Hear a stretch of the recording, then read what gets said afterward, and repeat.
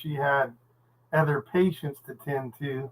Not really. She's out uh, uh, in a at a class or a school district, and she was going to do it from her car. So I'm not sure if there's technical difficulties or whatnot. But um, Robert, we can get right into it. So what's the topic tonight? Do you know? Yes, tonight's topic is diversity and inclusion. Oh, okay, gotcha. Well, she would be better at that than I, but I can do the best I can until she gets back on or whatnot. So what's the first question? The first question is, why is diversity and inclusion an important for youth programs? There she is. So hey G Ma, I was getting ready to start without you. Did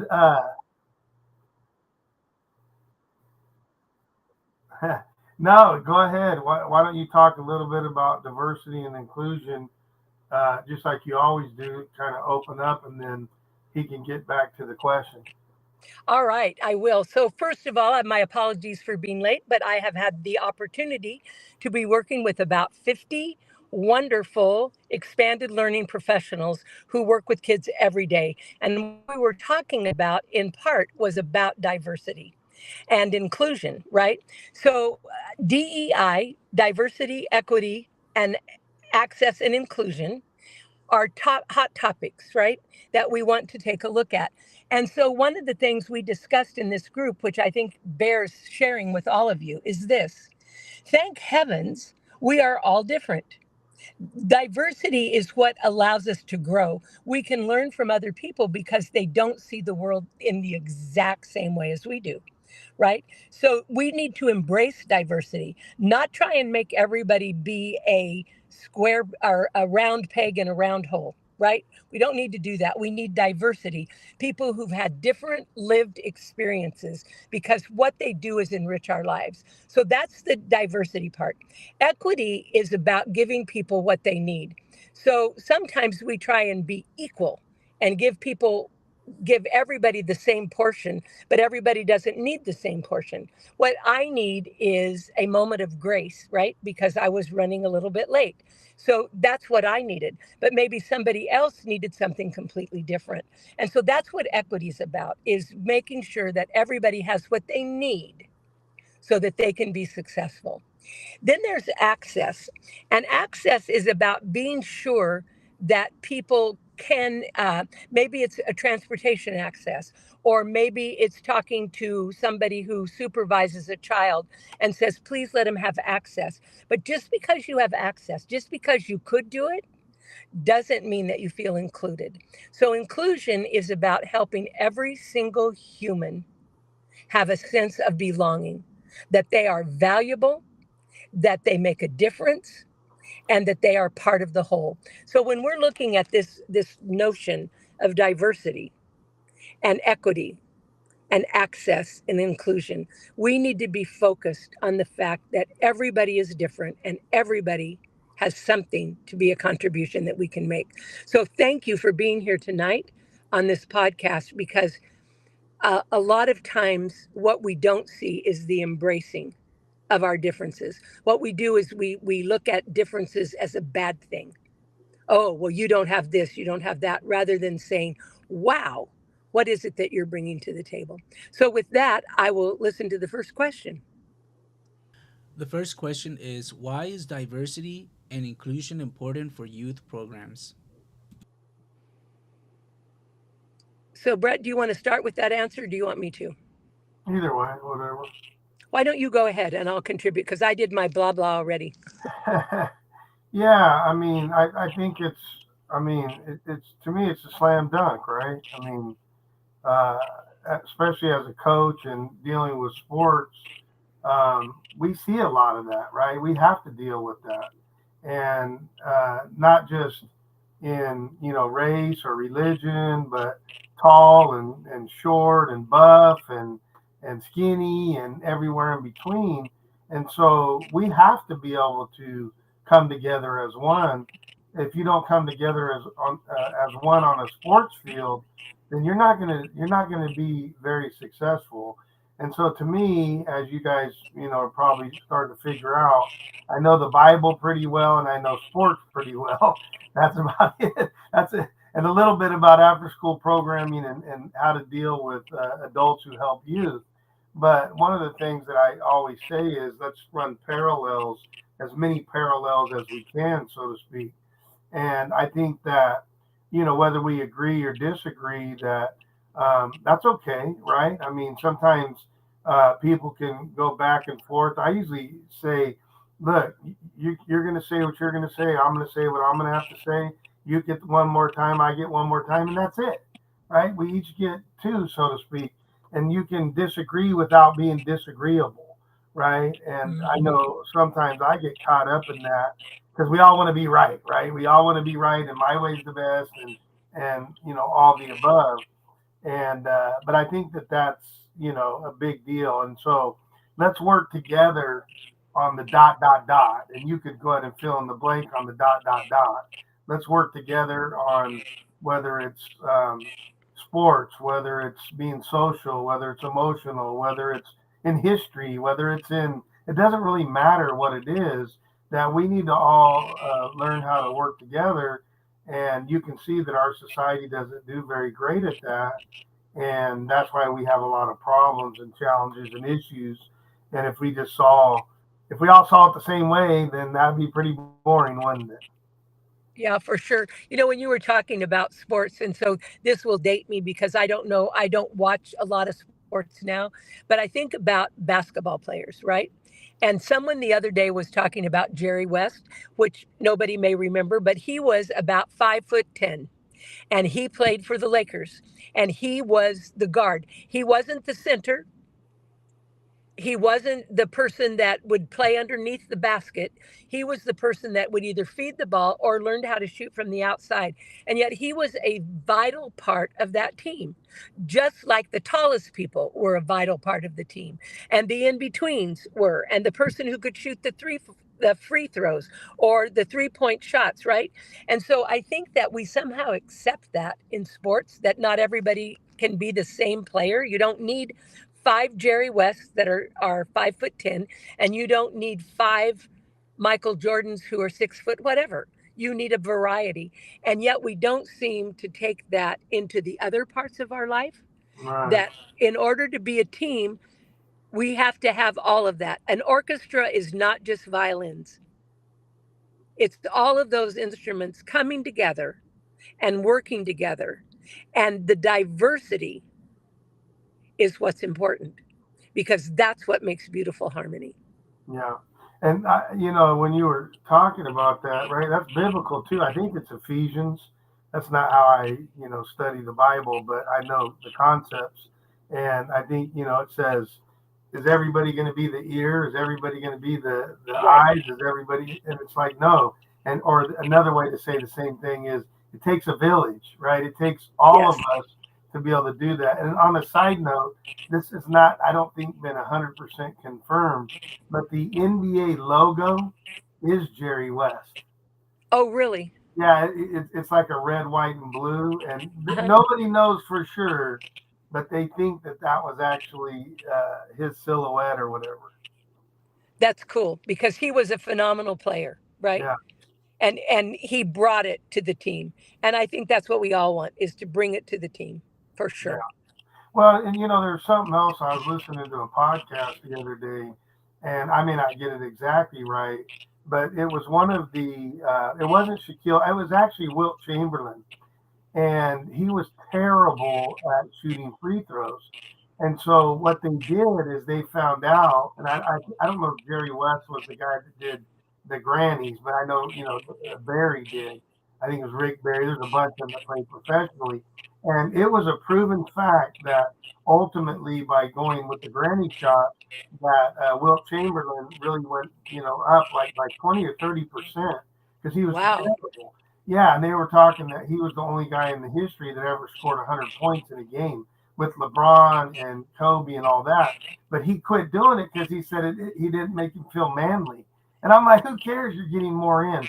But I think that's, goes into this diversity, is that even though maybe it wasn't manly, whatever that means in his own mind, but he was able to score more points and help his team more, which helps with the inclusion and the diversity, so to speak.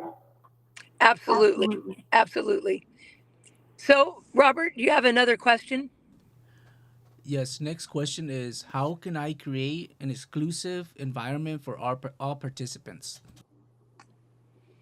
So, really making sure that every kid feels included. Um, we actually talked about that tonight in this group that I met with, this inclusiveness, this feeling, that sense of belonging. I belong here.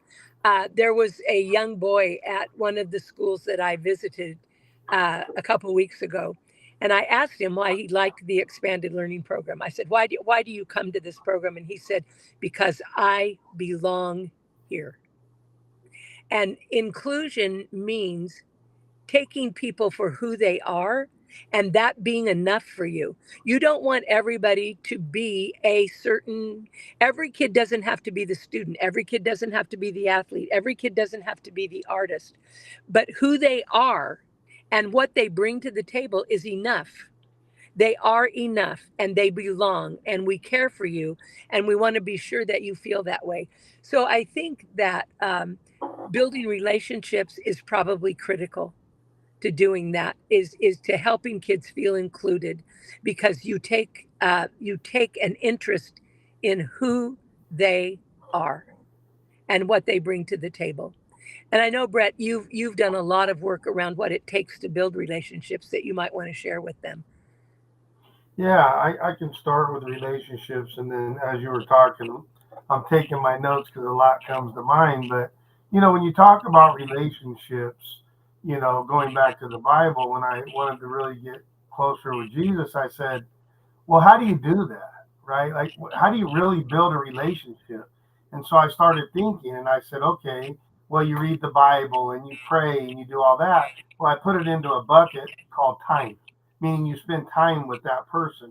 Or the same thing running the parallel when I was starting to date my now wife, right? You spend time, right? You spend time on the phone, you spend time at lunch, you spend time, so on and so forth.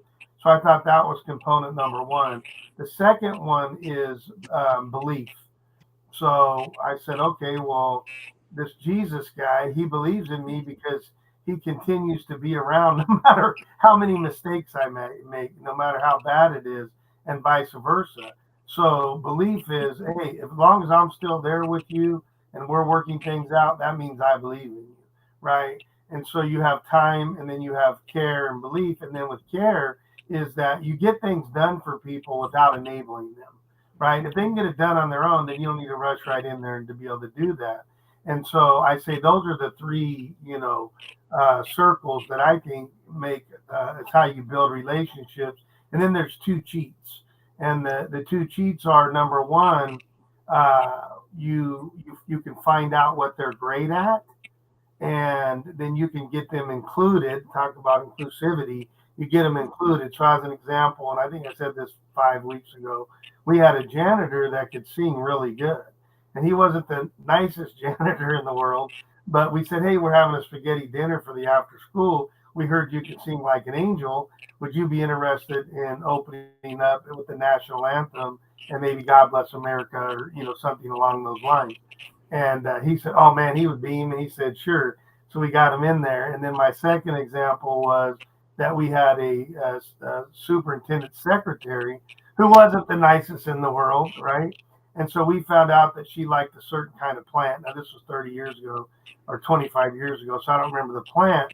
But I'm like, I'm gonna go buy her the plant because, right, if I buy her something, right, or give her a lot of praises or whatever, maybe a lot of people don't do that because most people shy away from people that are grumpy. But I'm like, well, we'll just go and be nice to them, praise them, and find out what they're good at, or buy them something, right? And so those are the five things that I think ultimately is how you actually build relationships. Because what everybody says is, well, go build a relationship. Okay, well, how do you do that? Well, now you know. Here are the five things that you can do to ultimately build a relationship. The other thing when you were talking about, so we have in our company, it used to be 7 pillars, now there's 9, and one of them is creating a culture of excellence. And I think that, to have an environment that is going to be inclusive for all participants is you have to create that culture, and it starts with mindset, right? And you have this really nice mindset that's just how we roll to begin with, right? So when you were talking, I was thinking about that. And then the other thing in sports in particular, but it could go across anything. So right, there's the Joe Jock, right? There's the super stud athlete, whatever, and then you have the middle of the road kind of kids, and then you have the kids that aren't great. Well, figure out different ways to include them. So maybe the kids that weren't as great as Joe Jock, so to speak, I would make them the captain, and I say you get to pick. Like I would pick the two athletes that maybe weren't the best, and I'd say now you get to pick. Well, of course they're going after Joe Jock and all this, kind of stuff. Another way to be able to do that is the human zipper.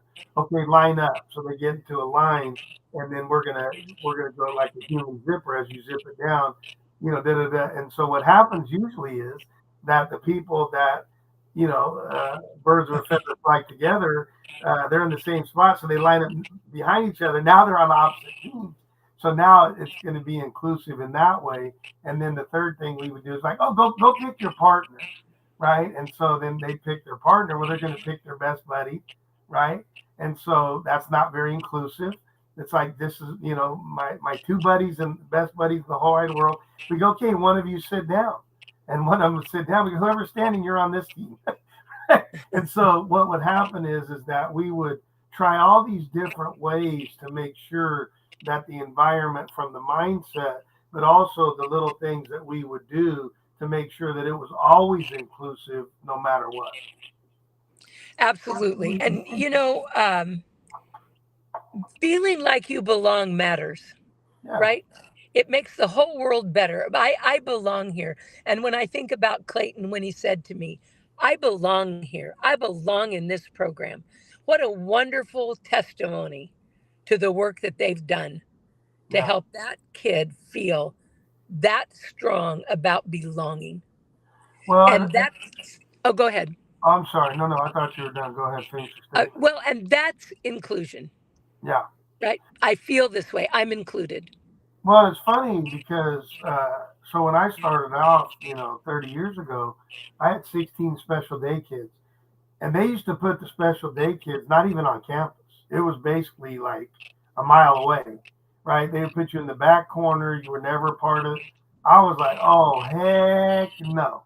I was like, no. So what I did was I partnered them up with, the Joe Jock or the cheerleader of all cheerleaders, and I partnered my kids up with them, and their grades even improved from that. So you think about they had every possibility of Mhm. teachers teaching them, and they're still being at a first grade level.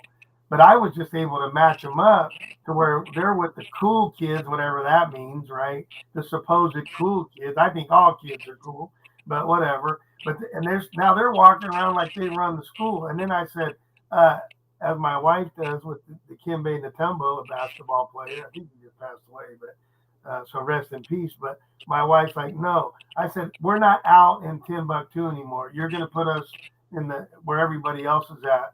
And so then we just became part of the school, right? And that inclusion and that mindset and that environment made sure. And this is middle school, right? I mean, this is a tough age group typically, and everybody roll with my kids, and they were, it wasn't just my kids. It was the whole school just rolled with them, and they weren't used to that because nobody was like, no, we're not doing that any longer. We're going to be inclusive, and we're going to promote an environment that is inclusive.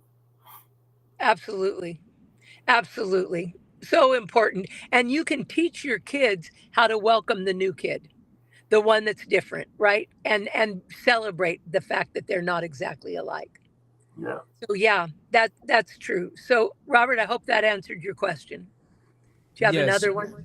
yes. Our next question is, what strategies promote cultural competency in youth?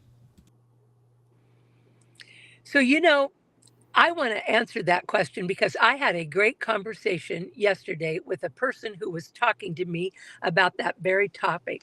So, cultural competency is understanding the context in which people live and have had their lived experiences. And I'm going to share this story with you that she told me because it was like, whoa, I hadn't thought about it. So she was a preschool teacher. So she was working with the littlest of kids. And some of them were non English speakers. And most of the non English speakers spoke Spanish, but some spoke Cambodian, some spoke other languages. But what she found with her Spanish speaking students was this. So let's say that they're going to work on the color red. Okay. And she would say rojo, right? This is red. And the apple is red. And the shirt is red. And she was doing that. And she would say to the kids, what color is this? Right. And she said she noticed that these kids looked at her like she had three heads, right? Like, what? And she thought they didn't know what the color was. And one of the people who worked with her took her aside and said, in our culture, the reason the kids look at you that way is because grown-ups don't ask them the questions that they already know the answer to. So what they're wondering is, why don't you know that that's red? Not, oh, you want me to tell you? Because culturally, that's not how it works. Grown-ups don't ask you questions that they already know the answers to. And she said that that made such a huge difference to her in understanding the cultural context that these children were coming to her with. So she learned to say things like, I know what color this is. Can you tell me what you think I'm thinking? Right? So it wasn't that she didn't stop asking them. She just asked them in a way that they realized, oh, she does know. She's just trying to get me to think, to say if I know what she's thinking. And so I had never thought about that before. But that's what makes it culturally competent, that you realize that the situation that they live in, their family values, what they've been taught to care about, are different than yours. And it doesn't mean that yours are better or worse, or theirs are better or worse. They're just different. And you need to embrace that. So, cultural competency and finding out that, I think, helps you include kids in very positive ways because you realize how to do that.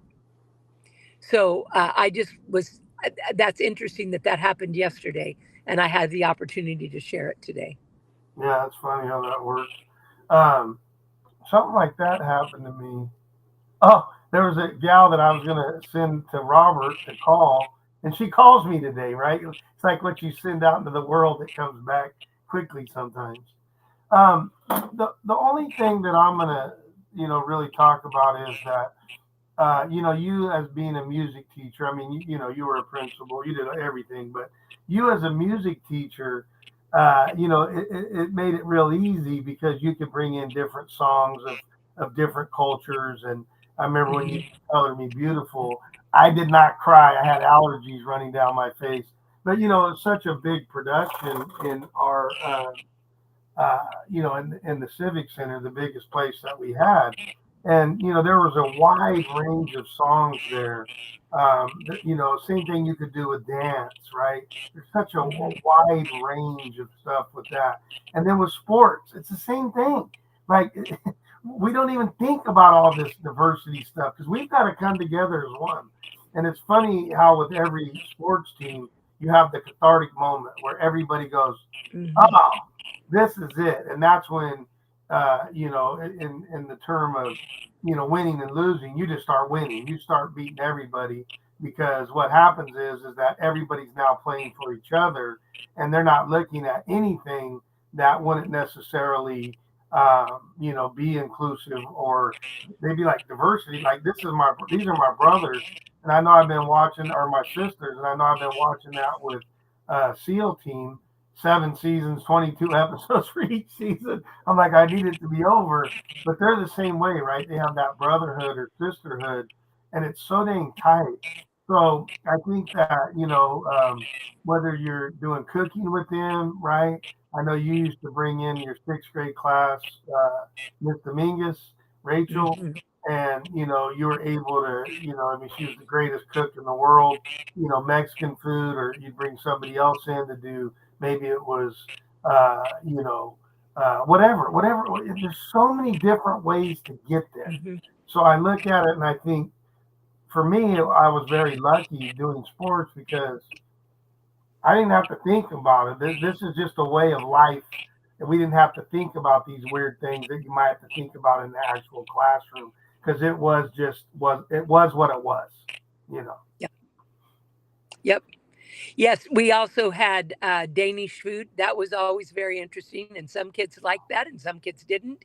And then we also had a family from Germany, and they brought in their food, right? So that you can just see that there's differences, and it's okay. And it doesn't mean you have to love it or like it, right? You don't have to be the same. So I think that that's important. And I guess the other thing I would say, I just on a note about diversity, when you are in college and professional sports, you get to recruit people. But when you're in an after school program at an elementary school, you have the kids who come. But what you can do is to look to see if there is some group that you have in your school that's not represented in your program. So at one of the schools that I visited, they have quite a Sikh population, a large Sikh population in the school. And they had one Sikh child in the after school program. So I asked him about that. I said, have you tried to find out? Yes, they had. They realized that was off. Those numbers were off. So they talked to some of the Sikh families.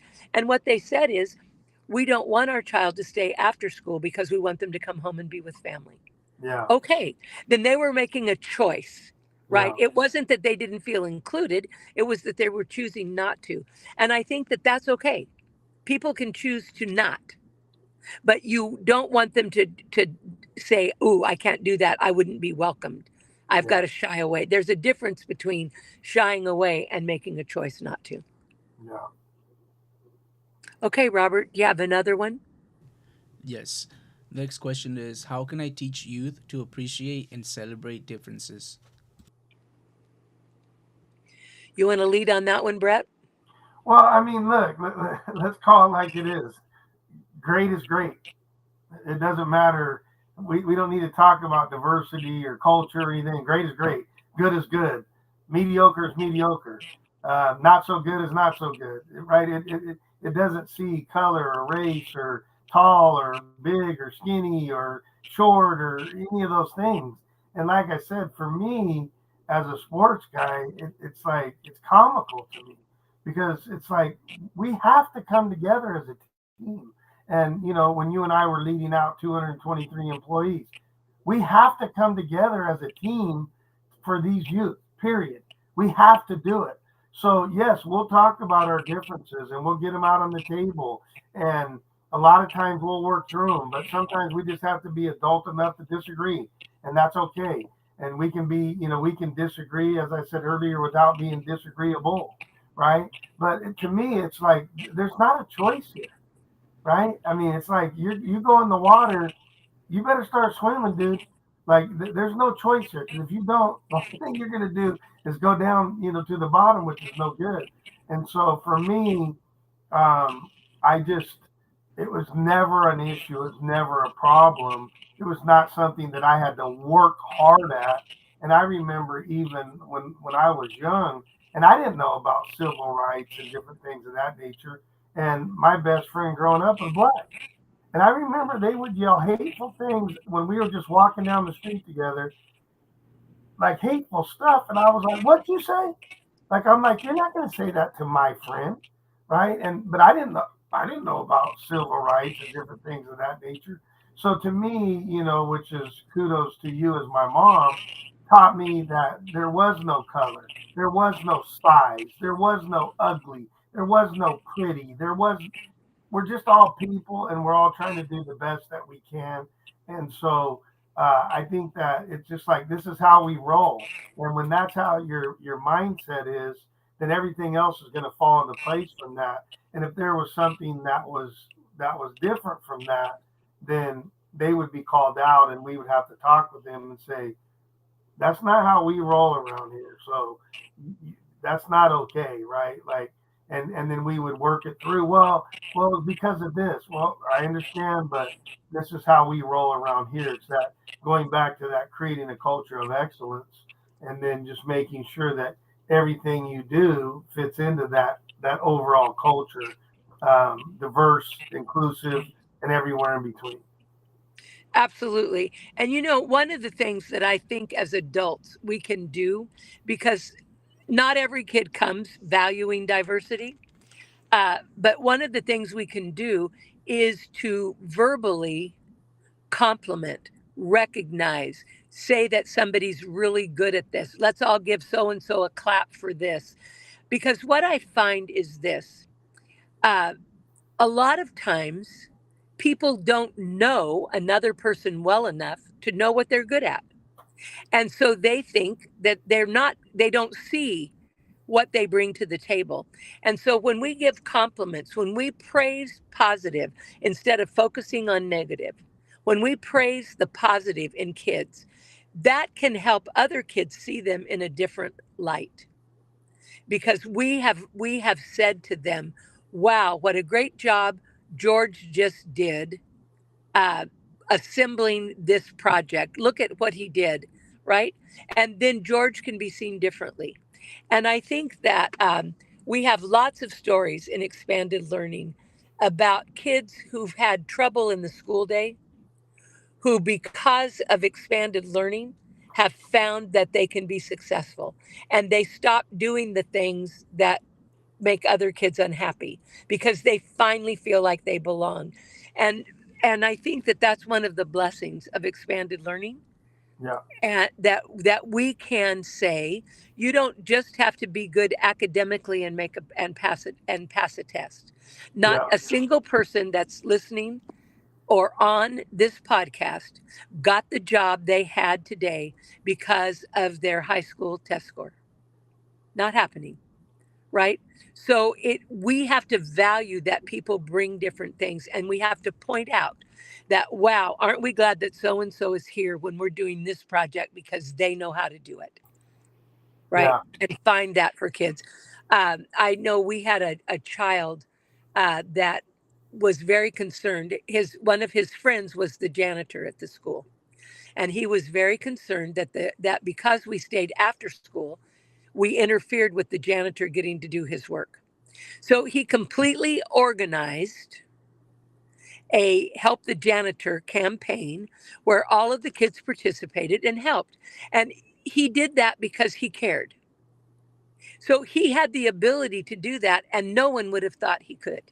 But because he was motivated, because he had a friend that he wanted to help and support, he was able to do this amazing thing and then engaged everybody. So I think we just can't sell kids short. We need to praise them for all of the skills they have and focus on the positives in them, not their shortcomings. If we have to talk about a shortcoming, we do that in private, but we praise in public. Well, and that's what's funny, right? Once again, sports, it's built in. I mean, you got 70,000 people cheering for a bucket made or a good play on defense or a good pass or a no look this or a dunk. It's built in, right? And that's why for me, it's like when I hear the challenges and the issues, not that I'm not empathetic and sympathetic to it, it's just something I didn't experience because my you taught me that this is how we roll, and sports brought that out even more so, and then the Jesus thing brought it out even more so. So it's like this is how we roll, and so it's like, man, it's just so easy for me. And so sometimes, when things are easier because of it just lined up for you, then sometimes you forget. And so I have to battle back and go, well, wait a minute, when I'm teaching others, it wasn't that easy for them. So I got to go meet them where they're at and be able to see, okay, how do I teach them? Because that's not just how they rolled at this level and this level and this level. And it was French braided all in together, so to speak. Absolutely. Meeting them where they are is huge. Huge. Okay, Robert, you're up. Yes, next question is how can storytelling foster understanding of diverse perspectives? I'll go first if you. Yeah, please do. Well, I mean, look, it's the same thing, right? I try to keep things simple, even though my brain can get going 100 different places. So, to me, the best teacher in the world was named Jesus Christ, and he taught in storytelling, right?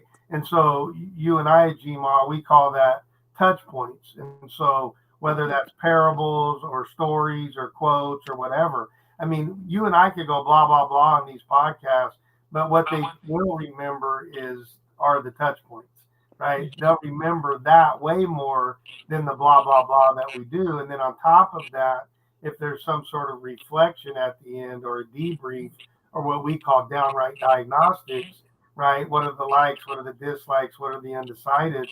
And then what are you going to do about those things? Again, going back to sports, what do you do with something you like? You celebrate it. These guys catch a pass in the end zone. They do all kinds of woo woo crazy type stuff, right? And so if they're celebrating and they're worth $100 million, what we're doing here with youth is way better than what they're doing, way more important. So we should be celebrating. But on the opposite end, if it's a challenge or a dislike, we need to be able to pivot or adjust from that. And then obviously, if it's somewhere in between, start questioning and push it to a like or a dislike because we know what we're able to do with that. So to me, the storytelling, the touch points, it's such a great way to be able to get the point across on diversity or inclusion or anything really. So I'm sorry to jump in there, but I was like, No. greatest teacher in the world. If I need to learn how to paint, I would have talked to Van Gogh probably, right? Right, for sure. And I think when you said that what you remember is stories, that's the truth.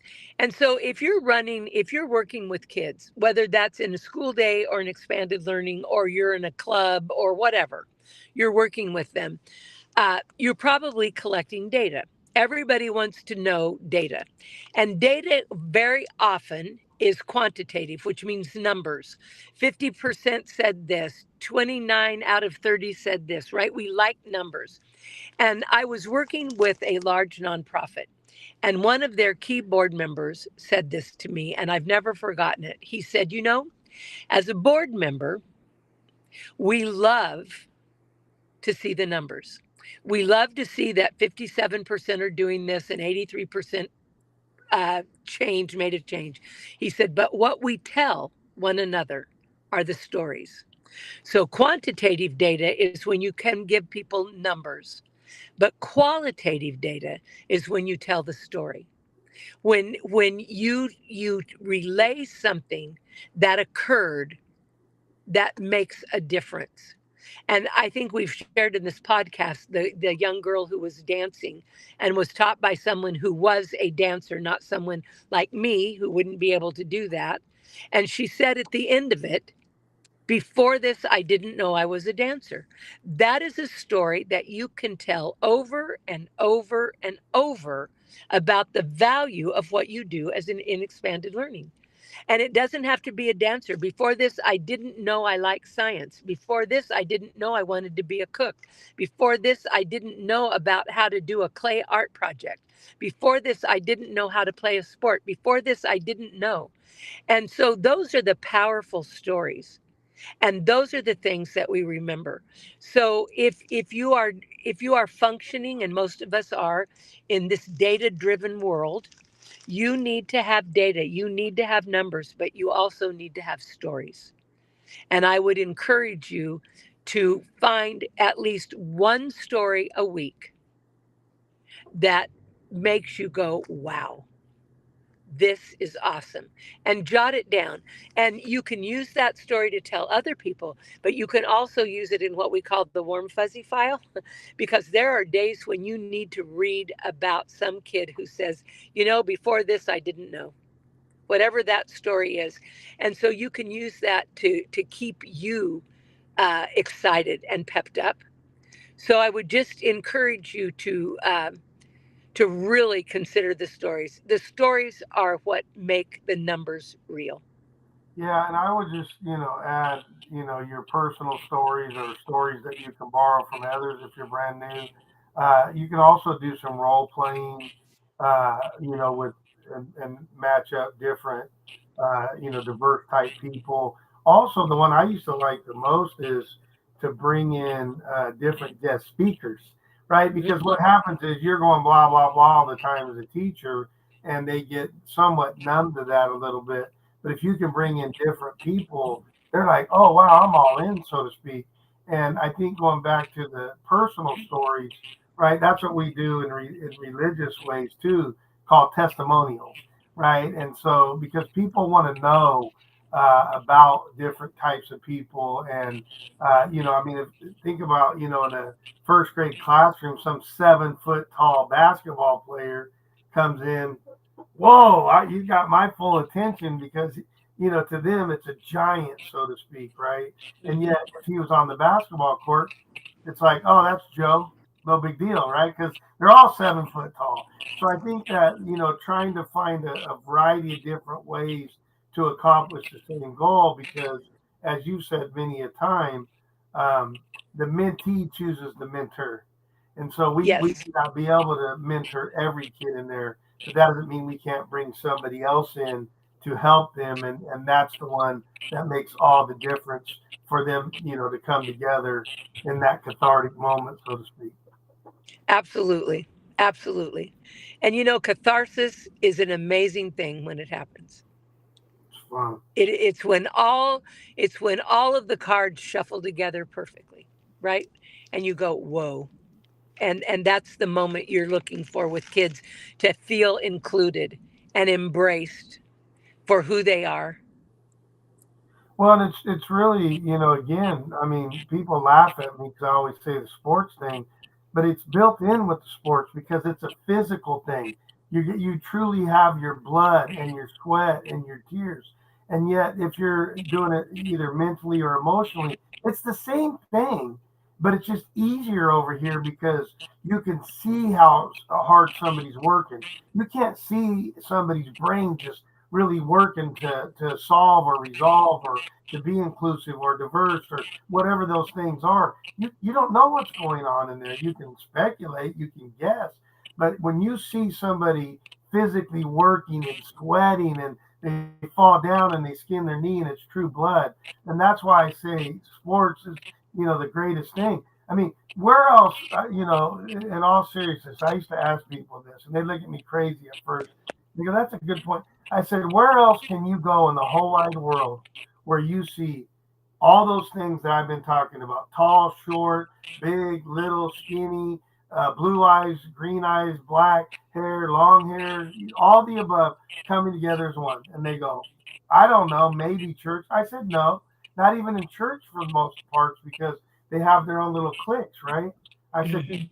"Go watch Recess and go watch them playing sports, and you'll see all of that on just little having fun at recess playing sports because it doesn't matter. They don't see color. They don't see color of eyes. They don't see if your hair is long or whatever. You're just all trying to work together at putting that basketball in the hoop or catching the football or hitting the baseball or whatever it is."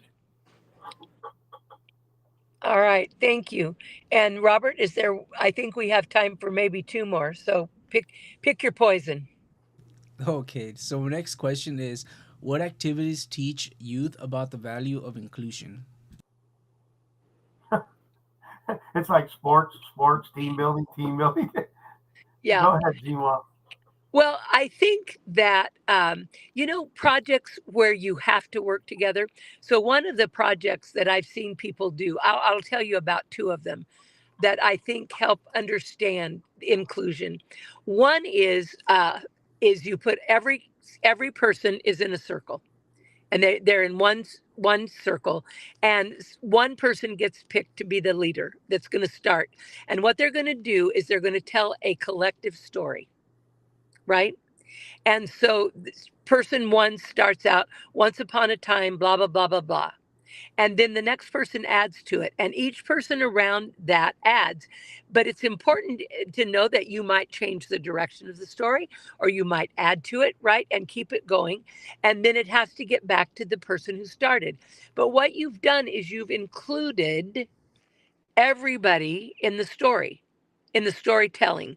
And then you can debrief that and you can talk about uh, how did that feel to you to be included in the storytelling? How did it feel when somebody took the story in a new direction? What would you have added at that point, so that you can debrief it, so they're actually having to do a project that cannot be finished unless every single person contributes. Everybody has to be part of the show. Another thing you can do that with is in drawing.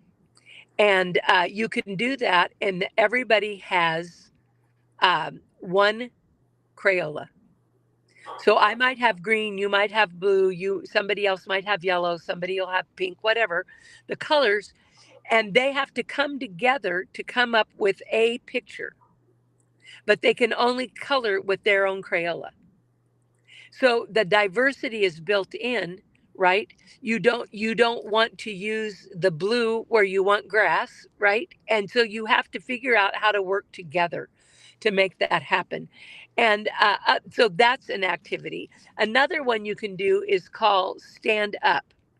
And you can ask everybody without talking to stand up and work together, so that you're organized by height, you're organized by your mother's first name, but they are working together. And if every kid is not including themselves, then it doesn't work. And I think that that's the importance of doing group activities, so that the conclusion they can draw is this on their own because of their experience. If everybody's not participating, then this won't work well. We have to all be participating and trying to make it work for things to go well. And I think that helps them realize the importance of inclusion. So if you see somebody sitting on the sideline, what are you going to do? So I will tell you that for me, I don't want to be the soccer player. I didn't want to be the soccer player when I was a kid either, but I would have loved to have been included as the scorekeeper. I would have loved to have been included as the manager to be sure that all the jerseys were right. Right? So what we have to do is figure out how every kid can be included, even if what appears to be the primary purpose isn't what their thing is. But how could they contribute? How can we include everybody in making a contribution? Yeah, and again, I hate to be a broken record, but it's just facts that when you're dealing with sports, or a classroom or any kind of team, right? I mean, we've had adult teams, we've had middle school teams, we've had high school teams, we've had, I mean, teams, right? It's almost like it's built in there, but that doesn't mean that we can't do things. So as a pet peeve of mine, it drives me crazy when I go out and look at somebody coaching and 10% of the team's doing something, and they do these drills where it's like 10% are doing something and 90% are watching. And I'm like, right, let's go the other direction, right? Maybe the 10% should be doing the watching and 90% should be doing the drills.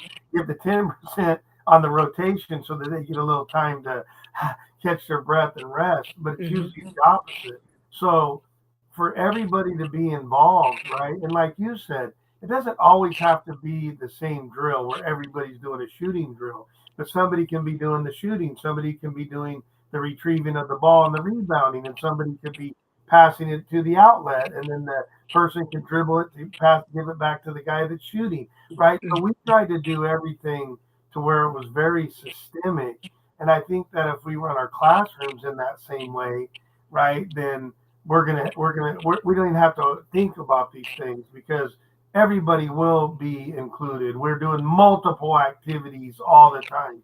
There won't be time to think about, oh, well, he's tall and I'm short because the diversity is not even in their brains. But we've got to keep everything moving and flowing. And a lot of times, what we do is by our own design, the activities or the drills that we would do in the sports, most people are sitting, not being included, not doing jack diddly squat. And to me, that goes back to my wife saying to Kimbe Natumbo says no. Everybody needs to, or not everybody all the time, but most of the people need to be doing stuff, and that's on us as adults to set those activities up, those drills, or even if it's one-on-one skills to ensure that we're doing that to where everybody's included all the time. Absolutely. Okay, Robert, I think maybe we've got time for one more, maybe two, but probably one. Yes, the next question that I picked was how can I address language barriers in diverse group? Okay. You know, um, I think that we sometimes become very self conscious about acting things out. So I want you to think about a mime, right? A mime says nothing, and yet you're very clear about what the mime wants. People who use sign language use signs to get people, and they can engage you, and maybe you don't know what every single sign means, but you can get the gist of it, right? Cops, traffic cops, come here, stay there, whatever. And I think that if you talk about communication, there was a gentleman, and it's been quite a few years ago, but I think it holds true today. His name was Morabian, and he studied communication.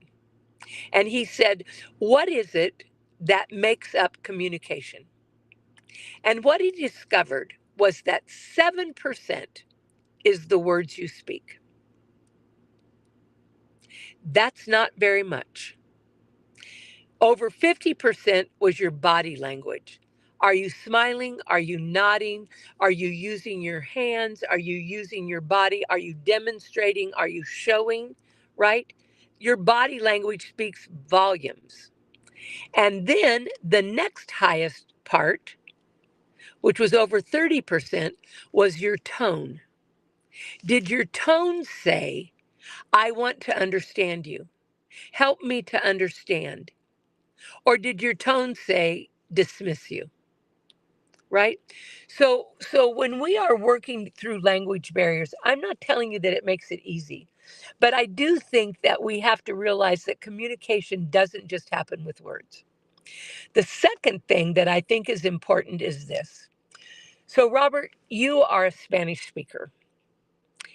I'm not. So, is it my problem that I can't? Is it your problem that you can't speak English, which you do well? But is that your problem? Or is it my problem that I can't listen in Spanish?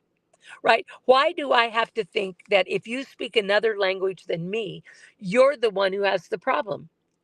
Because it's just as much my problem if you speak and I can't understand you as it is yours.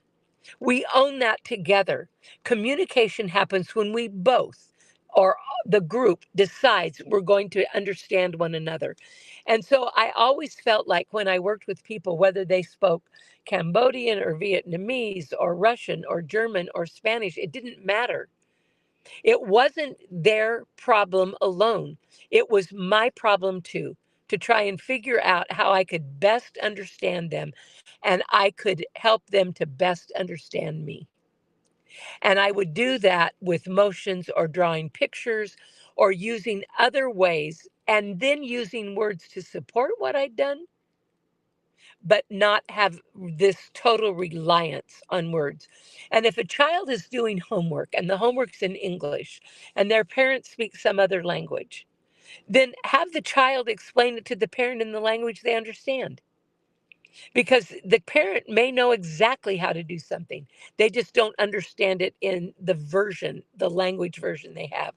So I just think that we have to understand what language is, not what language is, what communication is, because that's what we're really trying to do.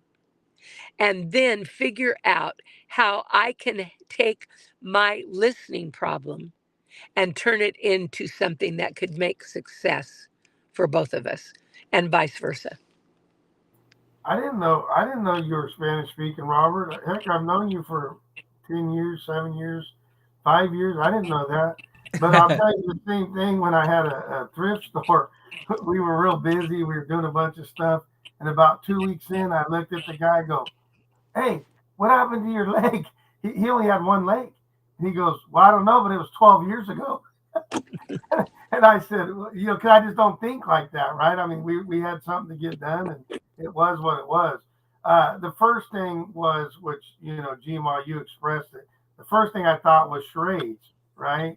I mean, and I was kind of playing around going, whatever the charade is. So I think that's a big deal. The other thing was this. So prior to me starting my first teaching job, which was with the 16 special day kids, I went to a place that you know very well in McFarland, and I had a fourth grade class, zero English speaking. We had post-its. You see all my post-its here? I had a billion post-its, and what we finally figured out was we wrote it in like on the clock. I mean, it was all over. I remember the principal coming in. He goes, "What are you doing, dude? You got 10,000 post-its." I said, "Hey, we need to learn." And what you were saying is OUR. It's our problem. It's not their problem. It's not my problem. It's our problem. Yep. And so we said, how are we going to overcome this? So they would write it in Spanish, and I would write it in English, and then we would practice, right? And we'd figure out clock and books and all those different things. And it was like we didn't have to say much, but we knew what was going on. If I go or I go, right? Everybody, that's a universal language. So I think when we talk about language, there's a lot of universal languages in there. And so and if we have the mindset, because I always look and say there's the mindset, get organized around that mindset, and then go and do it. The skills, the drills, the whatever, and we just practice. And by the end of the semester, we were all pretty good at knowing what was going on, right? And so if we look at it as our problem, not yours, not mine, but ours, then that mindset will go a long way. And then we don't even have to say a lot. Like I said, we can do crossing guards, do it all the time. I mean, there's a lot of nonverbal stuff there. Yep. And I think we have to be willing to do that, right? Some people don't want to do the motions. They just want to be very contained, but that's not helpful for everybody. And like you said, yeses and no's are pretty universal. And shrugging your shoulders says, I don't know, right? It doesn't just say that you're exercising your shoulders. It's just, I don't know. So I think to just kind of wrap this up, we have 1 minute. You as a human, that's the commonality. We are all human. They have done DNA and looked at that, and probably well over 95% of everybody's DNA is exactly alike. But what do we focus on? We focus on the one little percent or the 0.0000001% that makes us different. And so we want to embrace those differences, but we don't want to exclude because of differences. We want to say, we're all in this together. We're interdependent. What works best for you can help me. What works best for me can help you. And to really embrace the fact that we are blessed with people of diversity, not hindered by them. So thank you so much for all of you who attended this podcast tonight. We appreciate your being here. Take good care and join us next week. Right, we'll give you the hand signal, we'll wave, and but come back, and we appreciate that you were here.